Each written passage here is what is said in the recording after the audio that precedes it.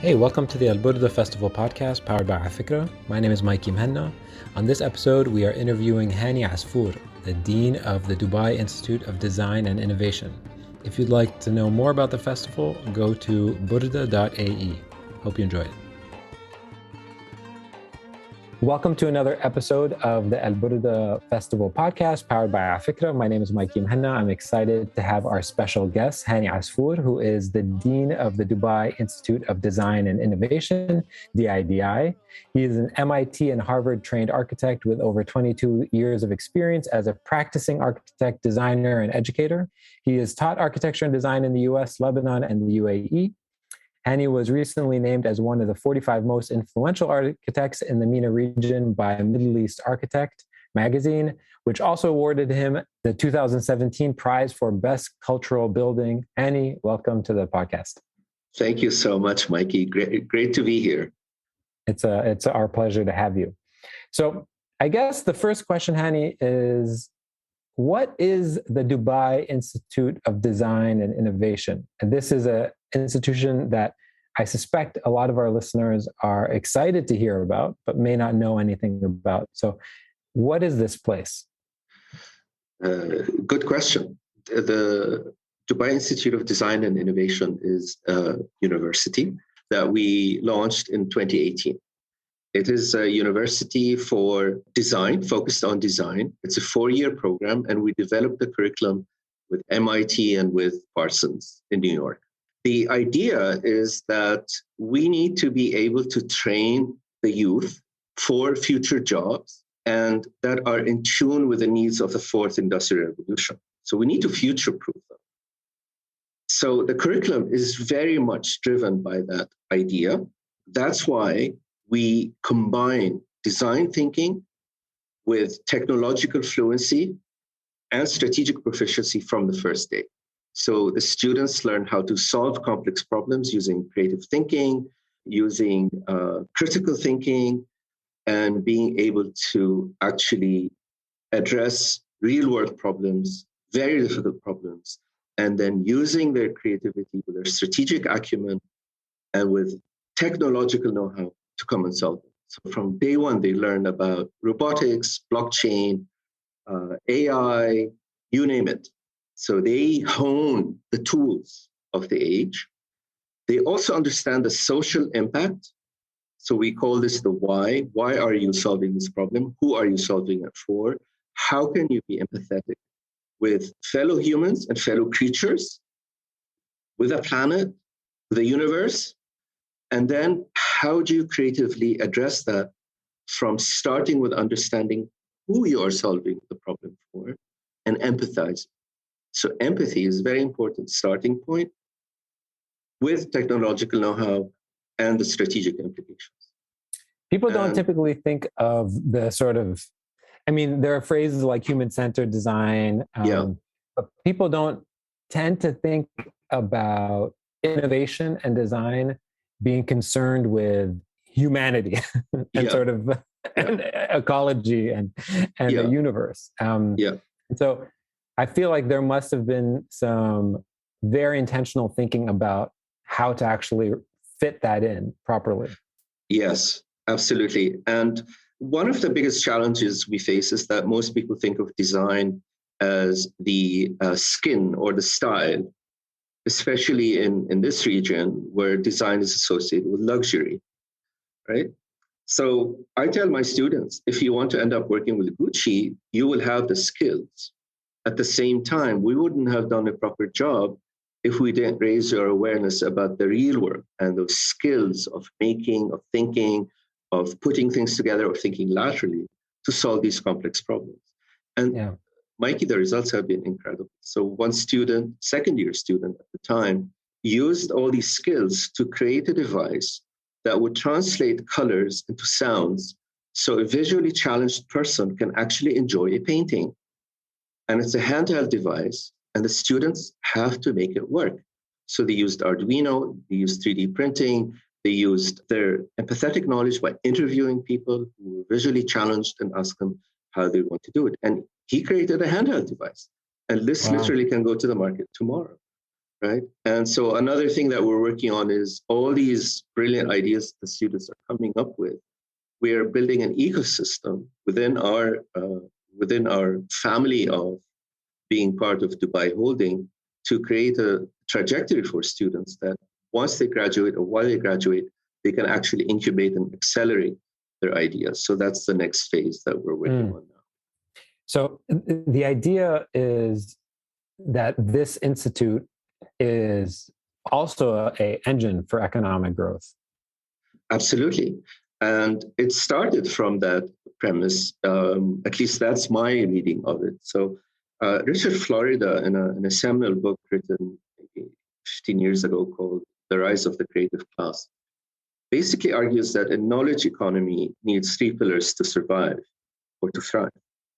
The first one, and if I sound like a professor, please stop me, because I am. No, we want you to be who you are. So be who you are. Okay, so this is who I am now.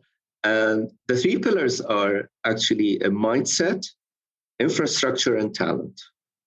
And if you look at the region here in the Gulf in particular, the mindset is definitely there. The drive of His Highness Sheikh Mohammed is very much about pushing innovation and innovative thinking. UAE is in the lead. They want to be seen and be productive.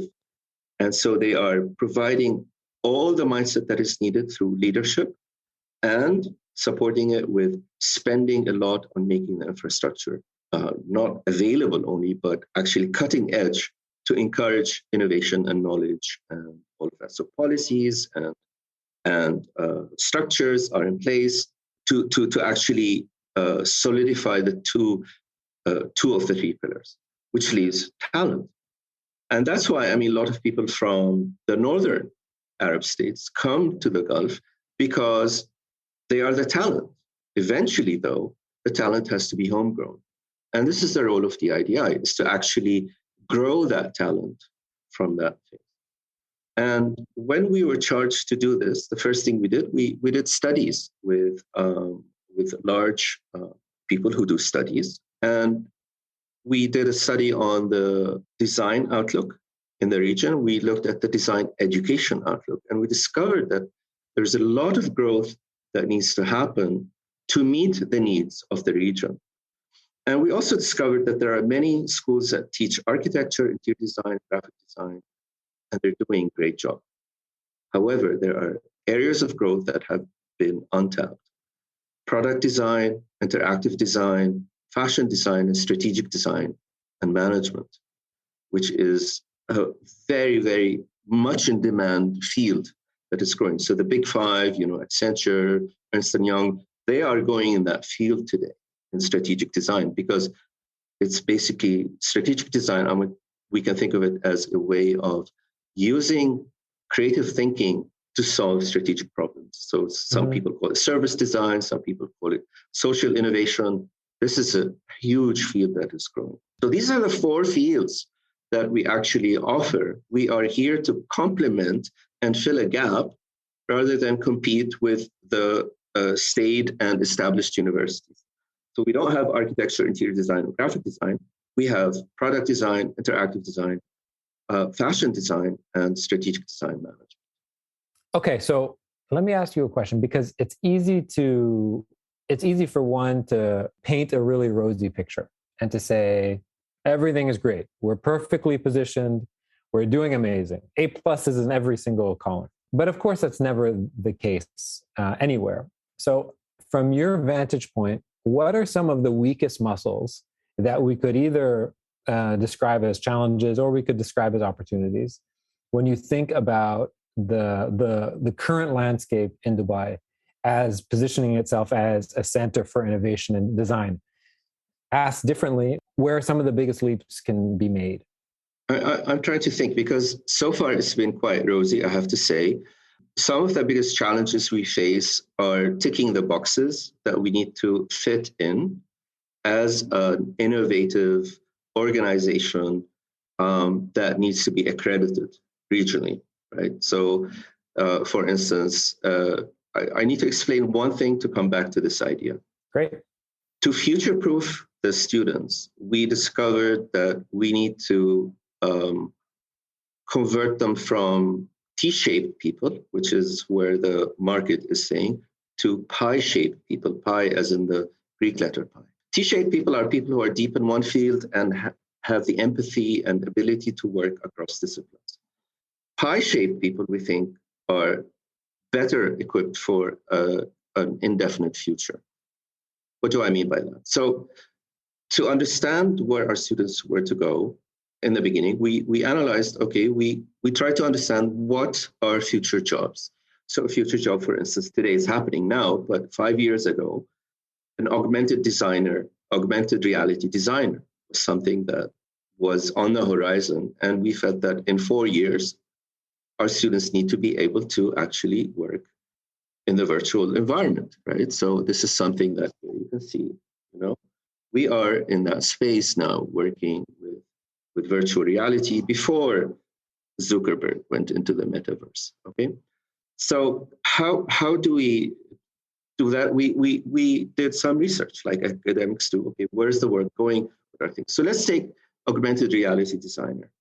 And we said, if we teach a student, graduates in our program from product design or interactive design or fashion or strategy, they won't be able to work in the augmented reality world. They don't have the requisite skills. I'm just giving you one example. We did maybe 30 different possible occupations in the future. So then we thought, okay, how can we make sure that they have those skills?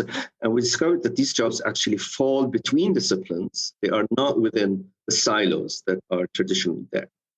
So students from the second year, Mikey, have to combine two of our disciplines together. So if you do product design and interactive design, you can work in a metaverse today. Now it has a name. It didn't have a name at the time. And in fact, a lot of our students we had the final juries in the metaverse last semester, in December. We had people coming from Hong Kong and coming from the US, and we visited Burning Man, and the students combined their work and made them into NFTs. And it's just, for them, it's odd, it's normal for them. It's as simple as sending an email. Yeah, it's very exciting for them. And the reason I have a headset is like, and you don't even think of coming to our jury if you don't have a headset. Right? So we had it in the virtual world, and we had people from all over the world have that jury, and why not? Mm-hmm. Yeah. So the results are great. So now when we come back to the accreditation, they say, is this a double major or is it a new major? And if it's a new major, what is this new major? Can you show us a precedent? And we're like, no, we cannot show you a precedent because we are innovating here. We're trying to create pie-shaped people, not T-shaped people. And so we face these challenges when the system is not the system's asking us to innovate. And then they say, well, how do you fit in the boxes that we have? Now, the good news is that it's a conversation. It's not like black and white. But this is one of the challenges as the dean going through accreditation. I have to have continuous conversations to raise awareness that if we are to innovate, we need to actually widen the understanding of the boundaries that are there and sincerely question what we have. And this, questioning any system may undermine the system. And there are people who are ready to do that. And there are people who are saying, no, we have to stay within the framework that we have in order to actually be able to take to the next step. So for me, as the dean, of an innovation program, of an innovative curriculum, which again, I remind you, we developed with MIT and Parsons, who were encouraging us to actually outstep and go outside areas that they are not able to do because they're so established. We are new, so we can do these things. So then we face this dilemma. How do you fit? How can we tick the boxes? Is product design, multimedia design combination? Where have we seen this before? We need to see precedent for us to approve it. And we're like, yeah, we can show you through the student work and the output and how relevant it is and how quickly these students are being hired and where they are actually, what is their output. But we don't have a precedent, I'm afraid. So give me a sense of what types of students have been interested to join and what does the student body sort of look like right now? Yeah, that's good. We have, in June, we'll graduate our first batch. So we only have 4 cohorts at the time. And from this cohort, we have 30 nationalities, 30% of which are from the GCC and the Emirates. And the remaining 70% come from Asia, or from the majority come from Asia and from the Arab world. And then we have scattering and from as the if you want, the concentric circles expat. Many of the students are come from expat families who grew up in the GCC, and a handful are people who actually came to us from their countries. We have someone from Peru, from Cuba, from China, from South Africa that actually came to us because of the program that we have. Amazing. We have about 150 students now, and a lot of them come in thinking they want to be fashion designers, or they want to be interior designers, which is very interesting, but we don't teach interior design. And one of the most beautiful stories I'd love to share is this particular student who was a doctor. She was a physician, and she decided to come to join us. She's married, 3 kids, doctor, and came to design school. And you know how intense design school is. She told me recently that she had come in thinking she wants to be an interior designer. And now she says, I want to create health products that change human life.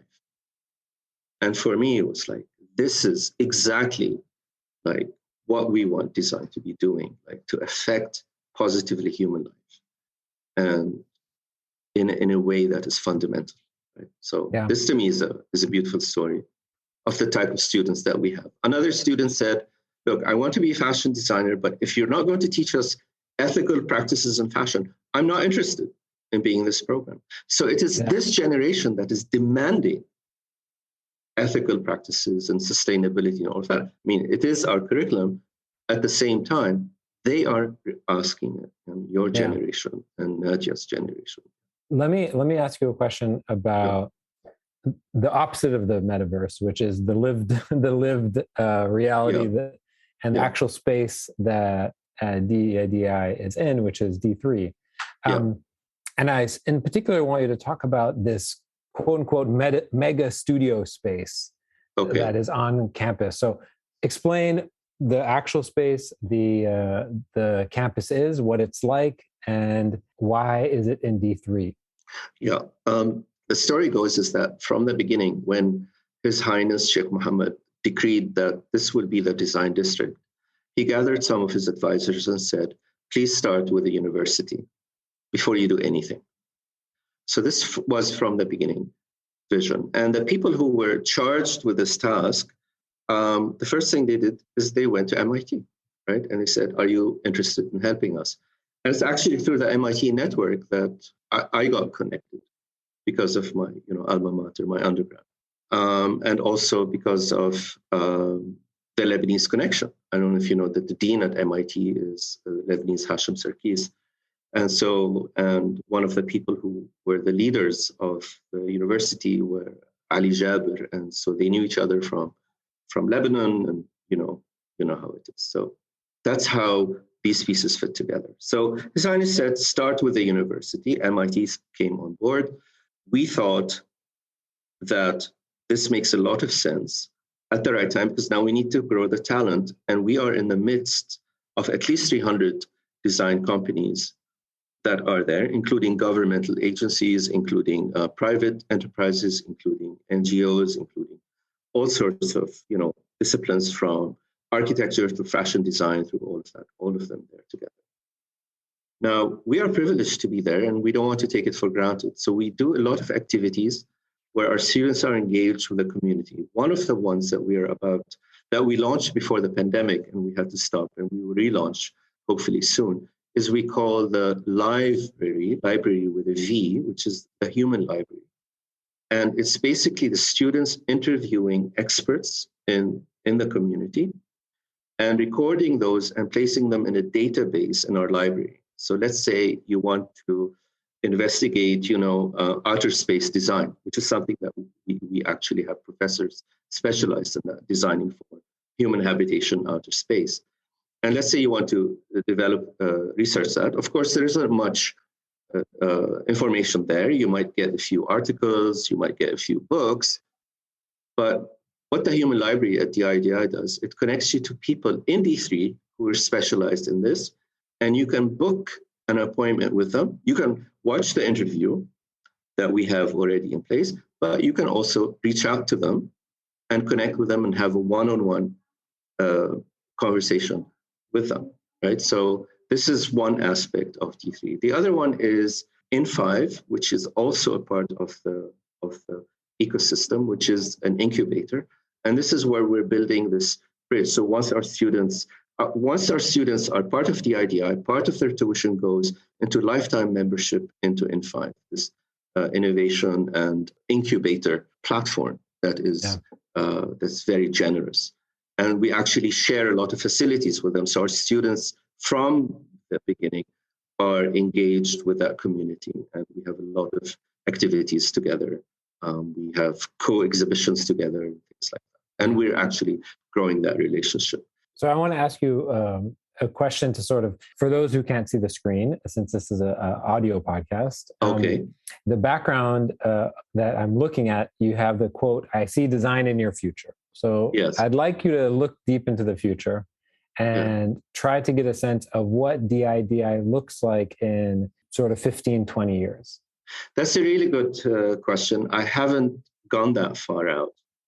However, I thought about why I see design in the future. And this is stemming from a notion. Everyone's raving about the fourth industrial revolution. You know, as critical thinkers, we think about the fourth industrial revolution. We want to go beyond the hype. We want to go beyond the, sound bites. And when you think about the first three industrial revolutions, whether it's steam or electric or robotic powers, what the first three did, they actually augmented human labor, right? They augmented or replaced human labor, the machines. And when you think about the fourth industrial revolution, the potential is augmenting human intelligence, right? This is how I think about it. So for me, it's not a fourth industrial revolution. It's a new revolution, right? Because it's augmenting a different aspect of human capacities. Yeah, it's augmenting human productivity in a different way. Through the intelligence, not through the labor. It's no more physical, it's more mental now, or intellectual, or whatever you want. So that to me is the beginning. And as a university thinking about the future, if we reframe and rephrase the problem in that way, I think we can create a more relevant curriculum, right? If we think of it in this way and not fall into the trap of thinking, oh, this is just a regular progression. No, this is actually a paradigm shift. So if I think about human capacity, that leaves one area that we haven't really tapped, which is human emotion. And machines eventually will reach ways of augmenting human emotion. There would be artificial minds that actually tap into human emotion. So we're getting there. However, as a design-driven institution, which starts with empathy, human emotion is something that we really need to understand before machines get there, right? Or we help the machines get there. And so I see that artificial intelligence, blockchain networks, robotics, all of these together with critical thinking and creative thinking that we teach as the foundation will actually help us move from the first three industrial revolutions to the currently named fourth industrial revolution and prepare our students to actually be able to practice ethically in what's coming. And it has a lot to do with human emotion. This is where this idea that I see design in the future is coming from, because designers start with empathy. So if you look at the way humans have been solving problems, again, I use the 3-4 thing because it's just, reductivist thinking sometimes is helpful to understand complex problems, but it doesn't mean it is the end all and be all, but it helps. So one way is to actually come from a business angle, throw money at the problem, right? And if it's going to generate income and give returns in investment, it's working, right? That's one way to measure it. The other way is to create a gizmo, a tchotchke, to think about creating a product that solves the problem. And if it actually works, it's feasible, it's great, it's working. And so one is the actually strategic approach to solving problems. The other one is the technological approach. And they are typically measured in quantitative ways. However, what the world has been discovering is that if these solutions are not desirable to the user, they're useless. And design has always started with, okay, how can I do something that touches and changes and improves the life of the user? And suddenly businesses say, oh, we need to think about human-centered design.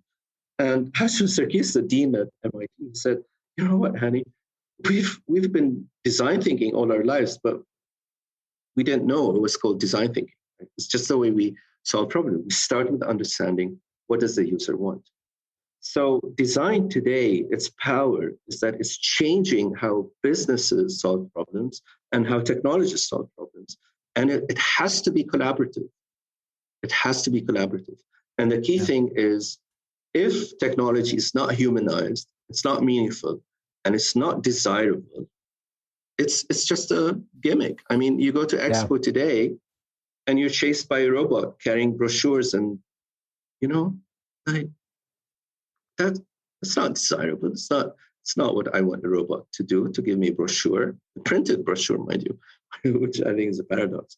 But that's another thing. So what we try to do at the idea is to humanize technology to make it desirable and solve problems that actually touch people and improve the world that we're in. And I mean, you should, if you have time to meet some of our faculty, the work that they're doing. Yeah, I'd love to. Oh, it's just mind-boggling. So I want to ask you, as we wrap up, I want to ask you a little bit about the Burda Festival, which is a festival dedicated to exploring the cultures and celebrating the cultures and histories of the Islamic world. Dubai is firmly in the Islamic world, which is a nebulous, dynamic world that can be sort of drawn with dotted lines. And the panel that you were on was called City Life, the Transformation of Islamic Spaces. I'm curious what your experience was like on the panel and, what the experience was like at the festival for you. Thank you. I was very, very honored to be on that panel. And the panel had these incredible people with diverse achievements. And it was really an honor to be with them. We had Her Excellency Manal Ataya, Director General of the Sharjah Museums Authority. We had Ratish Nanda, who is the Conservation Architect and CEO of the Aga Khan Trust for Culture. We had Gayani Umerova, who is the Executive Director and the Art and Culture Development Foundation in the Ministry of Culture from Uzbekistan. And we had the artist, designer, and architect Rahim Walizada, who is the founder of Chak Palu in the UAE. So it was really wonderful to listen to them. They all had comments to make, and they all shared their incredible achievements in the space of the Islamic city.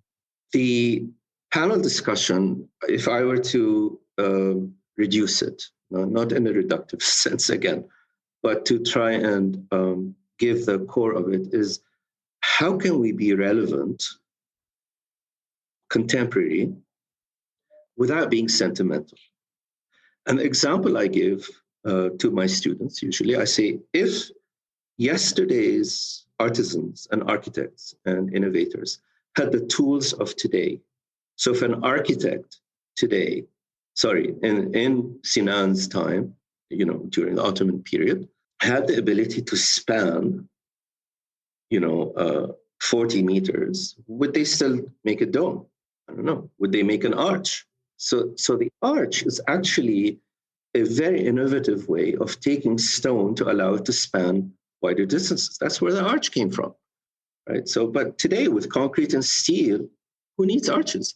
So the symbolic aspect of design, right? This is something that we have to make sure we're not being sentimental about. But there are many things we can learn from the past, which is the understanding of scale, of the human relationship with nature, and the human relationship with the environment, and the human relationship with the way we build cities. Right? We understood our climate, and we built within it. So these are lessons we can continuously learn. But the shape and the morphology of the city, or the shape of the buildings that we create, this is something that has to also reflect the technologies that we use with modesty that our ancestors had, that we somehow lost, right? We lost. That's where the issue of identity comes in. So what is our identity today? We had this discussion earlier, Mikey. Yeah. And it's multiple identities. So why would we pick one over the other? Because by picking one, we're excluding the other. Yeah. When we need to be more actually inclusive in the way we approach identity. The Burda Festival created a wonderful chance and a platform to discuss this essential thing. And Paul Ricoeur, a French philosopher, basically says, how can we be modern without being sentimental? This is the first question I asked. And the other thing that he really pushes us, which is the logical conclusion of this question, how far are we willing to go before we actually have to dismantle our understanding of things and destabilizing our understanding of things? How far are we willing to do that for the betterment, right? For the betterment of creating a new culture or evolving our culture. And these are very beautiful words. And Hani, I think there is no better place to end the interview. Thank you so much for taking the time. I really appreciate it. Thank you, Mikey. Thank you so much. Thank you so much for listening. I hope to see you at the festival. For more information, go to burda.ae. That is burda.ae. The festival runs from December 19th to the 21st at the Dubai Exhibition Center as part of Expo 2020 Dubai. The festival is organized by the Ministry of Culture and Youth, UAE, and this podcast is powered by Afikra Podcasts. Take care.